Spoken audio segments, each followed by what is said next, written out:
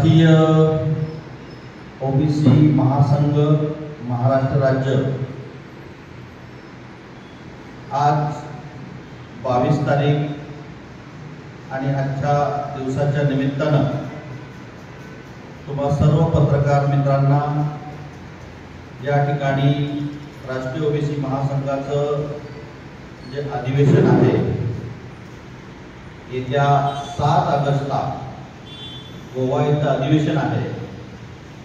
त्या अधिवेशनाच्या संदर्भामध्ये आपणा पत्रकार बंधूंना त्या संदर्भातली माहिती कळावी, अधिवेशनातली उद्दिष्ट काय आहे ते माहीत व्हावं याकरता आज इथं पत्रकार मित्रांना बोलावून एक प्रेस कॉन्फरन्स आयोजित केली आहे।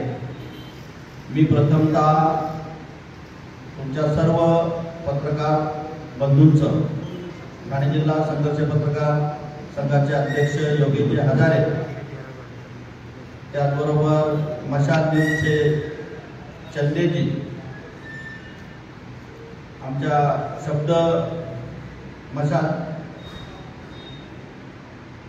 म्हणजे आता मला काय सगळ्यांची हे माहीत नाही कुठले कुठले आहेत ते, पण तरी सुद्धा शब्द क्रांती असतील, खबर 24 तास असेल, आमच्या गजालीचे भालेराव जे असतील, सुनीलजी केदारे असतील, प्रशांतजी गडगेचं सुद्धा आगमन झालेलं आहे, प्रकाशजी फरडे असतील, संतोषजी भेरे असतील, किरणजी थोरात असतील, आमचे भडांगेजी, प्रसाद, त्यांचे सर्व सहकारी, माझ्या सोबत असणारे माझे सहकारी शहापूर तालुका राष्ट्रीय ओबीसी महासंघाचे अध्यक्ष अनिलजी निचिते, दुसरे आमच्या ओबीसीचे सल्लागार आणि आमच्या बळीराज सेनेचे अध्यक्ष आमचे मधुकरजी शिंदे साहेब, उपाध्यक्ष गुरुनाथजी ठाकरे साहेब, या ठिकाणी उपस्थित सर्व पत्रकार बंधू, आमचा अंकुश भोईर,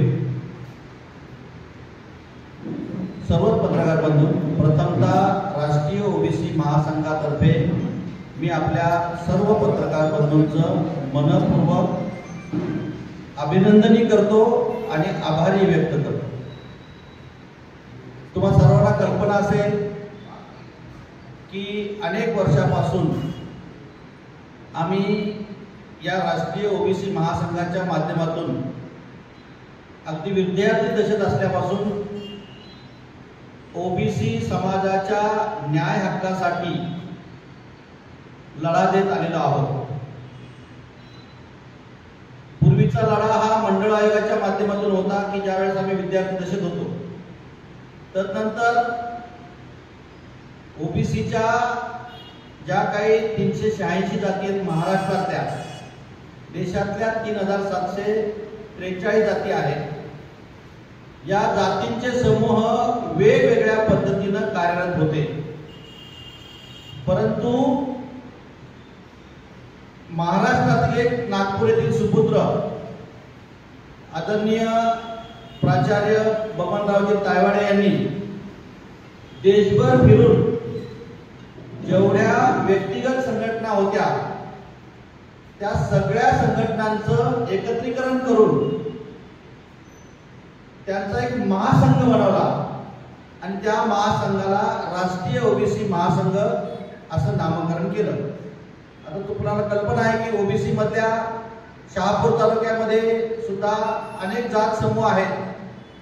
कुणबी समाजोन्नती संघ जो कार्यरत आहे, ज्या इमारतीमध्ये आपण या ठिकाणी बसलो, कुणबी समाजोन्नती संघ शहापूर असेल, आगरी समाज संघ शहापूर असेल, मग त्या ठिकाणी वैश्य समाज संघ आहे, वेगवेगळे समाज संघ या ठिकाणी, नावी समाजाचा नाभिक संघ आहे, माळी समाजाचा एक संघ आहे, धनगर समाजाची संघटना आहे, सगळ्या संघटना आहेत। या संपूर्ण संघटनांचं एकत्रीकरण करून त्यांना ओबीसीच्या एका छत्राखाली आणण्याचं काम आदरणीय डॉक्टर बबनराव तायवाडे साहेबांनी केलं आणि राष्ट्रीय ओबीसी महासंघ अशी स्थापना करून देशभर या कार्याला सुरुवात केली. ज्या दिवसापासून त्यांनी या कार्याला सुरुवात केलेली आहे त्या दिवसापासून आजपर्यंत जवळजवळ 9 अधिवेशनं ही वेगवेगळ्या राज्यात झालेली आहेत. पहिलं अधिवेशन नागपूर या ठिकाणी झालं, दुसरं अधिवेशन हैदराबाद या ठिकाणी झालं, तिसरं अधिवेशन मुंबई या ठिकाणी झालं, चौथं अधिवेशन तामिळनाडू या ठिकाणी झालं, पाचवं अधिवेशन तेलंगणामध्ये झालं, 6वं अधिवेशन कर्नाटकमध्ये झालं, 7वं अधिवेशन आपल्याला दिल्ली या ठिकाणी ताल कटोरा स्टेडियमवर मोठ्या संख्येने झालं, 8वं अधिवेशन सुद्धा उत्तर भारतात या ठिकाणी झालं आणि 9वं अधिवेशन जे झालं ते मागच्या वर्षी अमृतसर या ठिकाणी, पंजाब अमृतसर या ठिकाणी 9वं अधिवेशन झालं आणि या वर्षी 10वं अधिवेशन हे गोव्यामधील सांताक्रूज या ठिकाणी श्यामाप्रसाद मुखर्जी स्टेडियम आहे, या स्टेडियम मध्ये होणार आहे. आता या वर्षाचं जे अधिवेशन आहे, तुम्ही सर्व पत्रकार अतिशय अभ्यासू पत्रकार आहात, तुम्हाला कल्पना आहे की देश स्वतंत्र झाल्यापासून ओबीसी समाज जो आहे हा समाज दलित आणि आदिवासी या समाजाप्रमाणेच मागास आहे. ज्या वेळेस देश स्वतंत्र झाला त्यावेळेस डॉक्टर बाबासाहेब आंबेडकरांनी पहिलं कलम 340 हे जे लागू केलं ते केवळ ओबीसी समाजासाठी लागू केलं.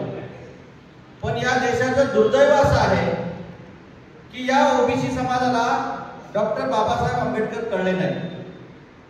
जर ओबीसी समाजाला डॉक्टर बाबासाहेब आंबेडकर कळले असते तर ओबीसी समाज हा या देशाच्या पातळीवर अतिशय उच्च ठिकाणी असा आज आपल्याला दिसला असता.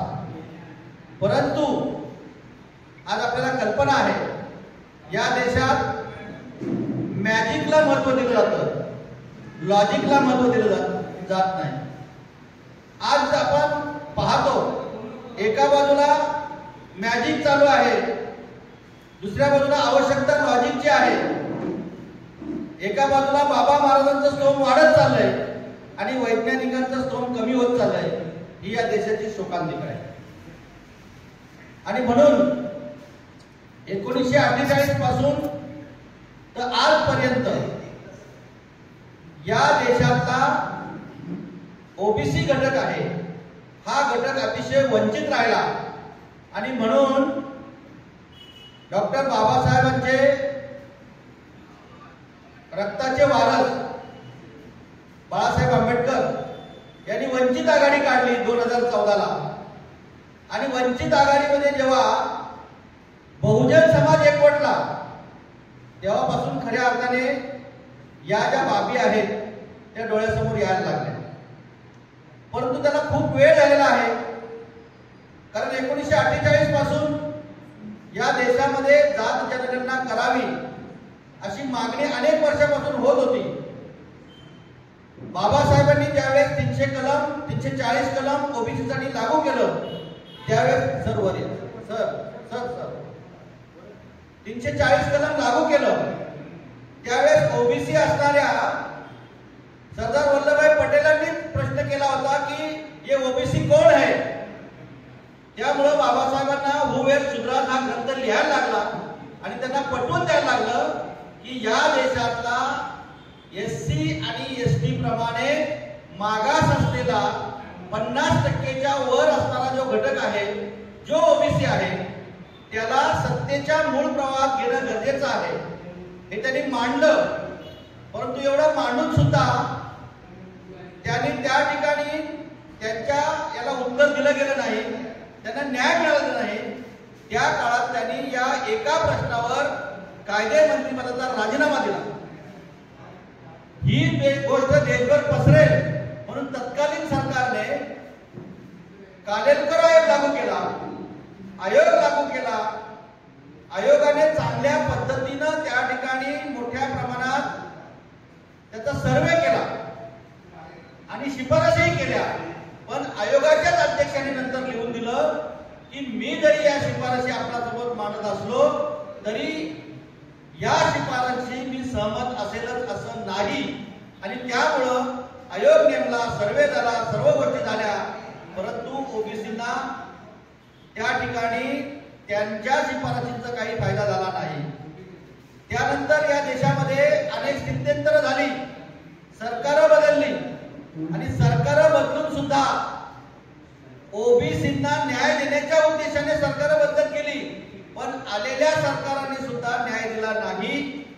आणि तो न्याय देण्यासाठी बिंदेश्वरी प्रसाद मंडळ यांनी ज्या वेळेस मंडळ आयोगाचं अध्यक्षपद स्वीकारलं आणि त्यांनी खऱ्या अर्थाने मंडळाच्या शिफारशी केल्या मंडळ आयोगाच्या, आणि त्या शिफारशी लागू करण्यासाठी सुद्धा जवळजवळ 80 ते 19 वर्ष ओबीसी समाजाला त्या ठिकाणी याची वाट पाहावी लागली.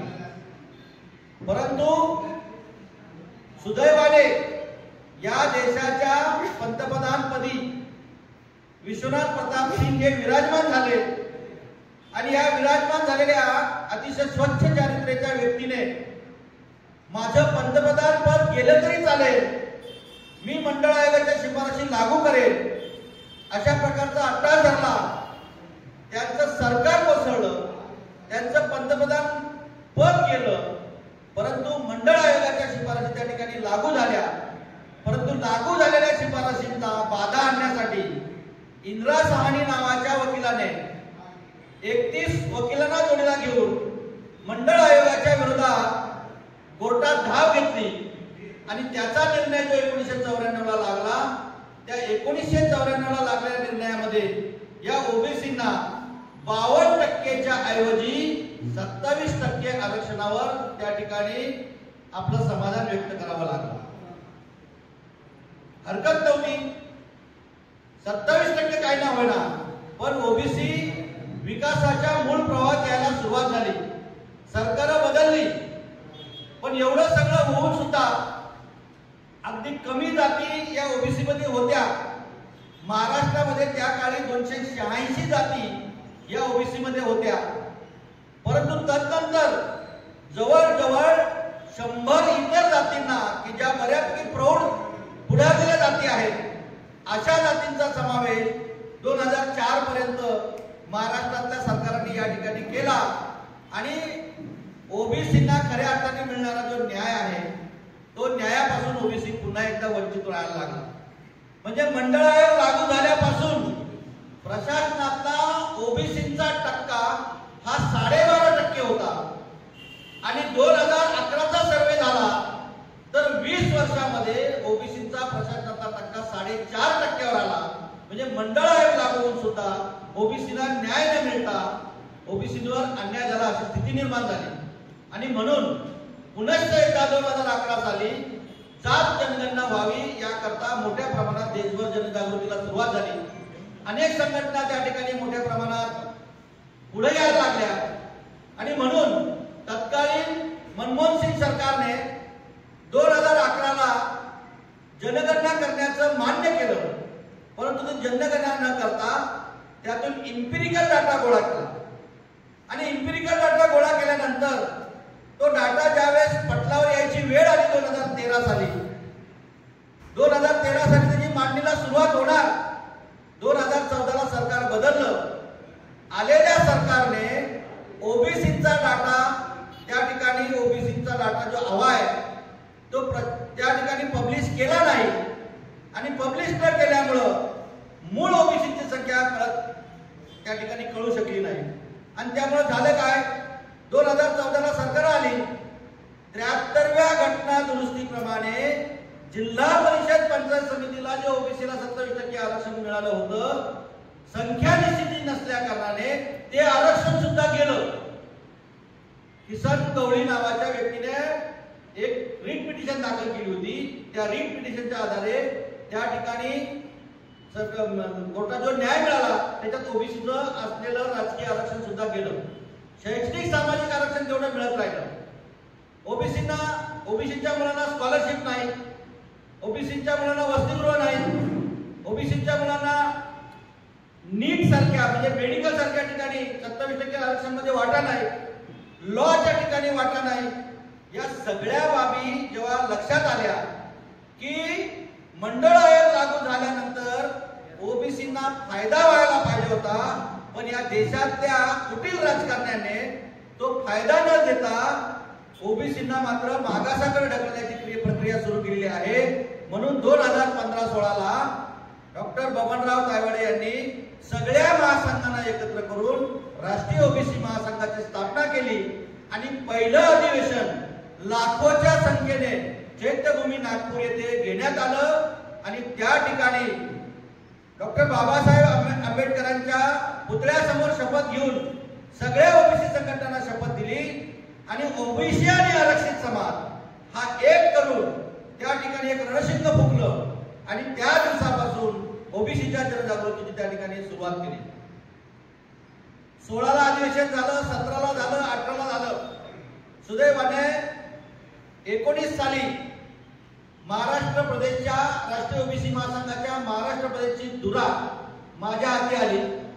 कुठल्याही प्रकारचा गाजावाजा न करता माझे सर्व सहकारी या ठिकाणी असणारे वसंतराव भेरे असतील, आमचे किसन भेरे असतील, कुमार गुरुजी असतील, निवासी कुंभीजी आणि राष्ट्रीय ओबीसी महासंघाचे अध्यक्ष अनिल नितिजे असतील, आमचे ज्येष्ठ सहकारी मधुकर शिंदे साहेब असतील, आमचे गुरुवर्य पुरुषोत्तमजी भेरे साहेब असतील, त्याचबरोबर गुरुनाथजी ठाकरे साहेब असतील. एवढंच नव्हे तर पूर्ण जिल्ह्यातले जी काही कुणबी समाज उन्नती संघ असतील, आगरी समाज उन्नती संघ असतील, आगरी क्रांती संघटना असतील, माळी संघटना असतील, नाभिक संघटना असतील, राज्य पातळीवरच्या म्हणजे 286 छोट्या छोट्या जातींच्या ज्या संघटना होत्या त्या संघटना एकत्रित करण्यात आम्हाला यश आलं आणि महाराष्ट्रामध्ये ओबीसी महासंघाची मोठमेढ मोठ्या प्रमाणात रोवण्यात आणि जनजागृती करण्यामध्ये आम्हाला त्या ठिकाणी चांगल्या प्रकारचं स्थान मिळालं. 2020ला दुर्दैवाने करोना आला आणि करोनाच्या 2 वर्षात आमची अधिवेशनं ही ऑनलाईन झाली. ती अधिवेशनं ऑनलाईन झाली. त्यानंतरचं अधिवेशन जे दिल्लीत झालं तालकटोरा स्टेडियमला, त्यानंतरचं 9वं अधिवेशन जे याच्यामध्ये झालं त्याच्यात आम्ही अनेक ठराव त्या ठिकाणी पारित केले. 2016 ते 2024 पर्यंत जवळजवळ ओबीसी समाजाच्या हिताचे 52 GR या सरकारकडून आम्ही काढले. त्यातला पहिला GR होता की नॉन क्रिमिनलची मर्यादा जी आहे ती 6 लाखाहून 8 लाख करणं, ही पहिली सुरुवात केली. तेव्हापासून तर आजपर्यंत 2025 मध्ये सुद्धा 5 GR आले, एकूण 57 GR काढले. त्याच्यामध्ये ओबीसीच्या मुलांना हॉस्टेलची सुविधा झाली पाहिजे, त्यांना स्कॉलरशिप मिळाली पाहिजे, पहिलीच्या 10वीच्या मुलांना मॅट्रिक्युलर स्कॉलरशिप मिळाली पाहिजे. यापासून तर मेडिकल मध्ये सुद्धा 27% आरक्षण मिळालं पाहिजे. त्याकरता आम्ही कोर्टात गेलो, कोर्टातून आम्हाला न्याय मिळाला. आज 27% ओबीसीचे डॉक्टर्स त्या ठिकाणी व्हायला लागलेले आहेत. ही एक आनंदाची बाब आहे. आता आमच्या लक्षात आलं की लॉ कॉलेजेसमध्ये ओबीसीला 27% आरक्षण नाही, म्हणजे तिथं न्याय मिळतो. हे आमच्या कसं लक्षात आलं तर देश पातळीवर फिरत असताना सुप्रीम कोर्टापासून तर तृतीय म्हणजे क श्रेणी कोर्ट आपलं असेल शहापूरचं अ ब क, या ठिकाणी ओबीसीचा एकही जज नाही. याला कारण काय हे जेव्हा लक्षात आलं तेव्हा असं लक्षात आलं की लॉ कॉलेजेसमध्ये ओबीसीला आरक्षण नाही आणि म्हणून आम्ही त्यासाठी सुद्धा या संदर्भात कोर्टात गेलो आणि या वर्षापासून लॉ कॉलेजमध्ये सुद्धा 27% आरक्षणाला त्या ठिकाणी सुरुवात झालेली आहे. भविष्यात सुप्रीम कोर्टापासून तर तालुका लेवलच्या कोर्टापर्यंत ओबीसीचे जज आपल्याला पाहायला मिळतील. आणि तुम्ही पत्रकार मित्र तुम्हाला कल्पना आहे सगळ्यात जास्त भानगडी कोणाच्या असतील तर ओबीसीच्या, आणि ओबीसीला न्याय मिळणारा न्यायाधीश नसेल तर ओबीसीची ससे वटपट होईल. आज देश पातळीवर जर आपण पाहिलं तर जवळजवळ 5 कोटी इतके दावे हे प्रलंबित आहेत. ही किती शर्मेची गोष्ट आहे. आणि त्याचा जर सर्वे केला तर कमीत कमी 70% दावे हे जास्तीत जास्त कोणाचे असतील तर ते ओबीसी समाजाशी संबंधित आहेत असं आमच्या अभ्यासाची निदर्शनात आलेलं आहे. या ज्या गोष्टी आहेत या सगळ्यातून जर बाहेर काढत असेल तर ओबीसी समाजाचं फार मोठं प्रबोधन करणं गरजेचं आहे. कारण ओबीसी समाज हा मॅजिक मध्ये अटकलेला आहे. अजून त्याला लॉजिक कळत नाही. आणि जोपर्यंत त्याला लॉजिक कळत नाही, जोपर्यंत त्याला डॉक्टर बाबासाहेब आंबेडकरांचे विचार कळत नाही, तोपर्यंत तो मूळ प्रवास येणार नाही. पण आता ओबीसी समाजाला जाग आलेली आहे. डॉक्टर बाबासाहेबांनी 340 कलम हे आमच्यासाठी केलंय हे त्यांना कळायला लागलेलं आहे. आणि म्हणून आपल्याला लक्षात आलं असेल की यावर्षी केंद्रातली सरकार असो की राज्यातलं सरकार असो, राज्यातल्या सरकारमध्ये सुद्धा 19 मंत्री हे ओबीसी आहेत. केंद्रातल्या सरकारमध्ये सुद्धा 27% ओबीसी मंत्री त्या ठिकाणी केले गेले. ही केवळ ओबीसी मध्ये निर्माण झालेल्या जागृतीचा हा भाग आहे. आता प्रश्न पडलाय की आता ओबीसीना लॉ पासून तर मेडिकल पासून तर सर्व क्षेत्रात 27% आरक्षण आता लागू झालं. आता प्रश्न असा आहे की 2026-27 ला आमची पहिली मागणी होती की इथे जात जनगणना झाली पाहिजे. जात जनगणना यासाठी आम्हाला हवी आहे की ज्या वेळेस आम्ही कोर्टामध्ये आम्हाला विधानसभेमध्ये प्रतिनिधित्व हवं, आम्हाला लोकसभेमध्ये प्रतिनिधित्व हवं ही मागणी करतो त्यावेळेस तुमची संख्या निश्चित नाही. त्यामुळे आमचं सुप्रीम कोर्ट आमची केस बाजूला ठेवतो. आता मोदी सरकारने जात जनगणना करण्याचं या ठिकाणी घाट घातला आहे. तुम्हाला वाटेल की आम्ही आनंद व्यक्त केला. आम्ही शिवतीर्थावर येऊन 2 तासांच्या गजरात जात जनगणनेचं आमच्या सर्व सहकार्याने एकत्र येऊन स्वागत केलं. म्हणजे आम्ही आनंदी आहोत असं तुम्हाला वाटेल.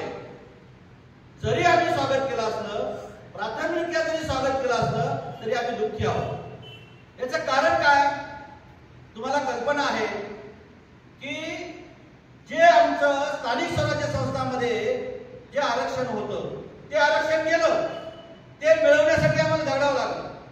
73व्या घटना दुरुस्तीमुळं आम्हाला जे स्थानिक स्वराज्य संस्थांमध्ये आरक्षण मिळालं तेच आरक्षण आम्हाला तेच आरक्षण आम्हाला लोकसभा आणि विधानसभेला सुद्धा प्रतिनिधित्व मिळणं गरजेचं आहे. म्हणून आता तुम्ही म्हणा की तुम्ही असमाधानी का आहात? मग असमाधानी असण्याचं एकमेव कारण आहे की आम्ही 2018 साली राजनाथ सिंग आमच्या व्यासपीठावर दिल्ली येथे आले होते. आणि आल्यानंतर त्यांनी 2018 ला घोषणा केली होती की 2021च्या जात जनगणनेमध्ये आम्ही ओबीसीची सुद्धा जात जनगणना करू अशी त्यांनी घोषणा केली होती. पण 21 पासून आज 25 आलं आणि शासनाने 26-27 डिक्लेअर करण्याचा त्या ठिकाणी घाट घातला की 26 आणि 27 पासून आम्ही जात जनगणना करायला सुरुवात करू. हे आमच्यासाठी धोक्याची घटना आहे. ही धोक्याची घटना काय आहे तर 2026 ला ज्या लोकसभा विधानसभा मतदारसंघाच्या ज्या हद्दी ठरवल्या जातात त्या दर 25 वर्षांनी ठरवल्या जातात. मग दर 25 वर्षांनी जर हद्दी ठरवल्या जातात तर यापूर्वी हद्द कधी ठरवली होती तर 2001 साली. मग 2001 साली जर हद्दी ठरवल्या तर त्याला डिलिमिटेशन कमिशन असं म्हणतात. मग जर 2001 साली जर हद्द ठरवली असेल तर आता ती वेळ कधी 2026 ला. ती 2026 ला जर हद्द ठरवल्या आणि आमची जनगणना कधी होणार 2026 आणि 27 ला. मग हद्दी ठरवता आल्यानंतर पुन्हा जेव्हा रिझर्वेशनची वेळ येईल लोकसभा विधानसभेला तेव्हा केंद्रातलं सरकार उत्तर काय देईल की तुमची संख्या निश्चिती नाही. आणि हाच घाट त्यांनी आमची जात गणना लेट करण्याचं हेच कारण आहे की ओबीसीला विधानसभा आणि लोकसभेमध्ये कुठल्याही पद्धतीने प्रतिनिधित्व मिळता कामा नये. आता एकदा जर 2026 ला डिलिमिटेशन कमिशन झालं तर ते पुन्हा स्टँड कधी होतं? 25 वर्षांनी, म्हणजे तो 2051 ला लागू होईल. मग 2051 ला जेव्हा 2026च्या जनगणनेचा आकडा होईल तेव्हा आम्ही इथं बसलेले सगळे आहेत ना, आमची लाकडं सगळी स्मशानात गेलेली असतील. आम्हाला कुठेही न्याय मिळणार नाही. आमच्या पुढच्या पिढीला न्याय मिळेल, पण तो कधी? स्वातंत्र्य मिळाल्यानंतर 125 वर्षांनी. मग हे आमच्या हिताचं आहे का? हे अजिबात आमच्या हिताचं नाही, हे आमच्या अनहिताचं आहे.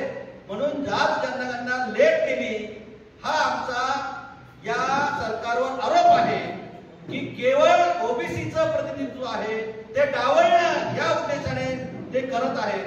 आणि जर त्यांना आमचं हित हवं असेल तर डिलिमिटेशन कमिशन हे 2026 ला लागू न करता 26-27 ची जनगणना झाल्यानंतर 26-27च्या जनगणनेची आकडेवारी लक्षात घेऊन डिलिमिटेशन कमिशन लागू करावं ही आमची पहिली प्राथमिक मागणी आहे. आणि या मागणीचा पाठपुरावा करण्यासाठी आम्ही त्या ठिकाणी गोवा या ठिकाणी जे अधिवेशन ठेवलेलं आहे त्याचा आमचा पहिला ठराव असणार आहे की आम्ही जात जनगणना केली त्याचं अभिनंदन करतो, परंतु आमचं जे डिलिमिटेशन कमिशन तुम्ही स्टँड करणार आहात, आम्हाला जो न्याय देऊ इच्छिता तो अर्धवट नको. आम्हाला सर्व क्षेत्रामध्ये न्याय मिळाला पाहिजे. आम्हाला शैक्षणिक क्षेत्रात न्याय मिळाला पाहिजे, सामाजिक क्षेत्रात न्याय मिळाला पाहिजे, राजकीय क्षेत्रात न्याय मिळाला पाहिजे, सर्व क्षेत्रात न्याय मिळाला पाहिजे. तर त्याकरता डिलिमिटेशन कमिशन आहे ते तुम्ही 2026 ऐवजी 2028 ला न्यावं. त्याच्या अगोदर जात जनगणना करावी आणि जात जनगणना झाल्यानंतर ती आकडेवारी लक्षात घेऊन त्या ठिकाणी डिलिमिटेशन कमिशन स्टँड करावं. यामुळं SC, ST आणि ओबीसी म्हणजे आता ही जात जनगणना करायची तर सरकार काय सांगतं की 1948 चा जो जनगणना कायदा आहे त्याच्यामध्ये सुधारणा करावी लागेल. कारण का? जनगणना कायद्यामध्ये जात जनगणना फक्त दलित आणि आदिवासींची करावी असा कायद्यात नमूद आहे. मग ओबीसीची करावी किंवा इतर समाजाची पण व्हावी की त्यांची आकडेवारी निश्चित होईल. त्याकरता त्या ठिकाणी जात गणनेमध्ये तो कायदा करताना हे करावं. परंतु 73व्या घटना दुरुस्तीने आम्हाला जो राजकीय आरक्षण स्थानिक स्वराज्य संस्थेमध्ये मिळालंय त्यामध्ये 243D आणि 243D6 हे जे आर्टिकल आहेत यांच्यामध्ये सुद्धा त्याच वेळेस सुधारणा करावी की जेणेकरून विधानसभा आणि लोकसभेमध्ये सुद्धा आम्हाला प्रतिनिधित्व मिळेल. कारण का? 243D म्हणजे काय सांगतं की ज्या मतदार जेवढी संख्या त्याला तिथं आरक्षण. आज परिस्थिती काय आहे? जिथं मोठ्या संख्येने बहुजन ओबीसी समाज आहे पण तिथं आरक्षण कोणाचं आहे? वर्षानुवर्षाचे आरक्षण आमच्यावर आहे, पण त्याचा आजही आम्हाला काही फायदा नाही. आणि मग आपण बोंबलत असतो. तुम्ही पत्रकार बोंबलता, लोकप्रतिनिधी बोंबलतात, सगळे बोंबलतात, पण अनेक प्रलंबित प्रकल्प इथं होत नाहीत. कारण का? आज या ठिकाणी मोठ्या संख्येने बहुजन समाज आहे, त्याला न्याय मिळत नाही. आणि त्याला जर न्याय मिळत असेल तर या गोष्टी करणं गरजेचं आहे. हा उद्देश खऱ्या अर्थाने आमच्या गोवा येथील अधिवेशनाचा आहे, हे आपण लक्षात घ्यावं ही आपल्याला विनंती. श्यामाप्रसाद मुखर्जी स्टेडियम आहे त्याची क्षमता ही 7,000ची आहे, परंतु आम्ही पूर्ण स्टेडियम हे करता 5,000 क्षमतेचं जे खालचं ग्राउंड आहे ते ग्राउंड त्या ठिकाणी घेतलेलं आहे. देशातील प्रतिनिधी स्वरूपात त्या राज्याचे मुख्य पदाधिकारी असणार आहेत आणि महाराष्ट्रातून जवळजवळ 5,000 पेक्षा जास्त संख्या लोकप्रतिनिधींची त्या ठिकाणी उपस्थित राहणार. शहापूरातून किती असतात? शहापूरमधून अध्यक्षांनी जवळजवळ 100 गाड्या म्हणजे 100 म्हणजे कार्यकर्ते एकत्र केलेले आहेत. त्या व्यतिरिक्त काही स्वतःच्या गाड्या घेऊन येणार अशी 250 ते 300च्या आसपास संख्या आहे.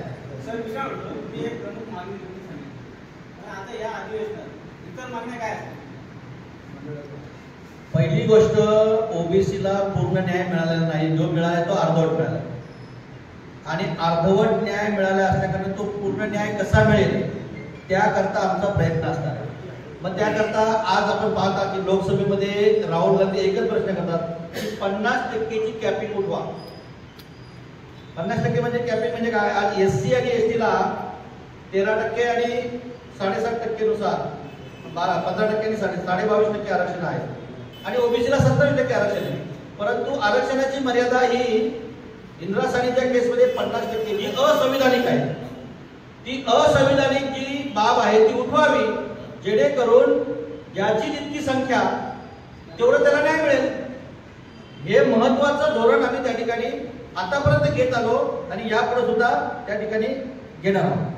आता तिथे 7 तारखेला तुमचं गोव्याचं अधिवेशन तिथं महासंघाची असा ठराव करणार आहे का ही जनगणना लवकरात लवकर करण्यात येईल?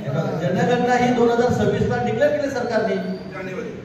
फक्त डिलिमिटेशन कमिशन आहे ज्या मतदारसंघाच्या हाती ठरवणार आहे. ते डिलिमिटेशन कमिशन 2026 ला न घेता ते 2028 ला घ्यावं आणि त्याच्यामध्ये 2026-27 ला जी जनगणना होणार आहे ती जी आकडेवारी आहे ती विचारात घ्यावी. हा आमचा पहिला ठराव असणार. सर आता इथे तुम्ही गोव्याला आपली अधिवेशन आहे. शहापूर मधले पत्रकारांना जर तिथं वृत्तसंकलन करायला यायचं असेल तर मग त्यांना जाण्या येण्याची काय व्यवस्था आहे? हे बघा, आम्ही समाजाच्या न्याय हक्कासाठी त्या ठिकाणी लढा देत आहोत. आम्ही कुठेतरी फंडिंग किंवा काय असं नाही. आम्ही कॉन्ट्रीब्यूट करून हा सगळा प्रवास करतो. तुम्ही पाहिलं असेल आतापर्यंत दिलेले लढे कॉन्ट्रीब्युशन काढून आम्ही लढे देत आहोत. त्याच्यामुळे अशी वेगळी व्यवस्था जे कोणी ज्यांना वाटतं की ओबीसीचं हित झालं पाहिजे अशा पत्रकार मित्रांना माझी विनंती आहे की त्यांनी स्वखर्चाने आलं तर आम्ही त्यांची जेवण राहण्याची सोय तिथं करू. महाअधिवेशनला गोवा या ठिकाणी ज्याला यायचं असेल त्यांनी माझ्या आणि संतोष बेरे आणि योगेश आधारे यांच्याकडे नावं द्यायची. स्वखर्चाने यायचं फक्त लक्षात ठेवावं.